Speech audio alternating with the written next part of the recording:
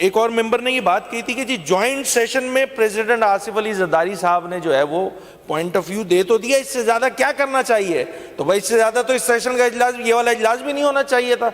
जब वहां पे एक चीज क्लैरिफाई कर दी गई है प्रेसिडेंट आसिफ अली जरदारी साहब की जानिब से, तो मेरा नहीं ख्याल है कि यहाँ पर जो है वो असेंबली का इजलास में ये रेजोल्यूशन लाई जानी चाहिए थी। एक और फैशन भी नजर आया, पिछली असेंबली में भी था, मैं समझ था इस असेंबली में नहीं होगा, इस दफा भी भाई खड़े होके वो पास करो। ये कौन से मतलब क्या, इससे क्यों शिद्दत बढ़ जाएगी उस काम की?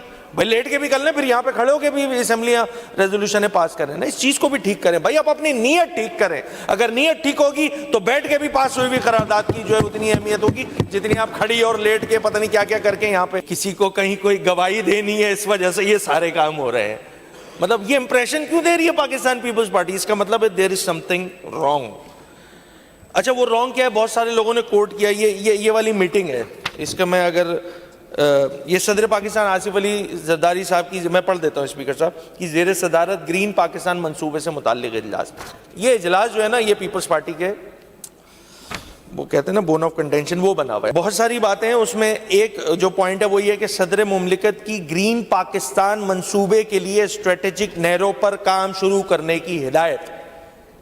ये है मसला, क्योंकि अगर मैं इनकी ये वाली बात को मान लूँ और फिर आज की यहाँ वाली पीपल्स पार्टी देखूं तो कॉन्ट्रडिक्शन नजर आता है, क्योंकि सदर पाकिस्तान कुछ और कह रहे हैं इस प्रेस रिलीज में, और यहाँ पे जो पीपल्स पार्टी है वो बिल्कुल डिफरेंट इसका एक सिनेरियो पेश कर रही है। हाँ, बीच में एक क्वेश्चन आ गई है ज्वाइंट सेशन की तकरीर। अब प्रॉब्लम क्या आ रही है? प्रॉब्लम ये आ रही है कि ये फोरम नहीं है इसकी मुखालफत करने का। ठीक है, सिंबॉलिकली कीजिए जनाब, हम भी आपके साथ हैं, हम तो कह रहे हैं, मगर जहां से इसकी रिजेक्शन आनी चाहिए वहीं से आए। भाई ऐसे ही एक और मीटिंग कंडक्ट कर लेना प्रेसिडेंट ऑफ पाकिस्तान जनाब आसिफ अली जरदारी साहब, उन्हीं लोगों को बिठा लें जिनको बिठाया हुआ था उस मीटिंग में, और बात क्लियर करते हैं कि जी हम इन प्रिंसिपली इस चीज़ को रिजेक्ट करते हैं। बात हो जाएगी क्लियर। ये सिंध में जो इतना ये जो जिन जमातों के बारे में आप लोग गुस्सा निकाल रहे हैं सुबह से, उनकी आवाज़ बंद हो जाएगी जनाब। हम बहुत सारे इशूज़ लाते हैं इस असेंबली में, तो हमारे जो वजीर हैं ना पार्लिमानी उमूर के, वो कभी कभी ये बात कह के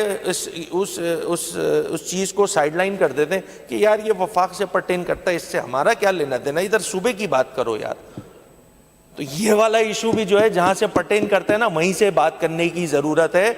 यहाँ पे आप अपनी कॉन्स्टिट्यूएंसी में अपने लोगों को, मुझे ऐसा लगता है कि शायद कुछ बताया जा रहा है कि जी हम देखें हम बड़ी मुखालफत कर रहे हैं, हमने तो पूरी जान मारी भी है। जिस तरीके से सीरियसनेस यहाँ पर है और जिस तरीके से रेजोल्यूशन यहाँ पर पेश की गई है, नहीं है सलाम के मुस्तहिक। ये हुकूमत नहीं है सलाम की मुस्तहिक। क्यों?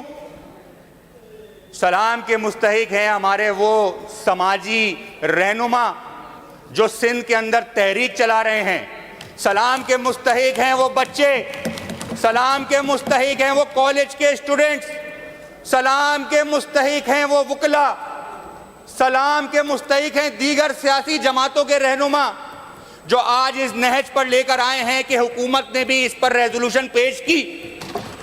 वरना ये मीठे तरीके से जिस तरीके से काम उतर जाएगा और उतर जाता, लेकिन आज सिंध के अवाम को हम सलाम पेश करते हैं कि आज हुकूमत को घुटने टेक कर यहाँ रेजोल्यूशन पेश करवानी पड़ी, क्योंकि आज सियासत बचाने के चक्कर में जो मीठी करारदाद पेश की गई है। भाई आप हुकूमत में हैं, आप सी इंट्रूजन की बात करते हैं, आपने कभी भी जो कहते हैं कि 35 मिलियन एकड़ फुट सी इंट्रूजन, आपकी 4 मिलियन एकड़ जमीन कराची ठट्टा बदीन वो इरोड होने जा रही है 2050-60 तक, आप क्या वो हक विफाक से ले पाए?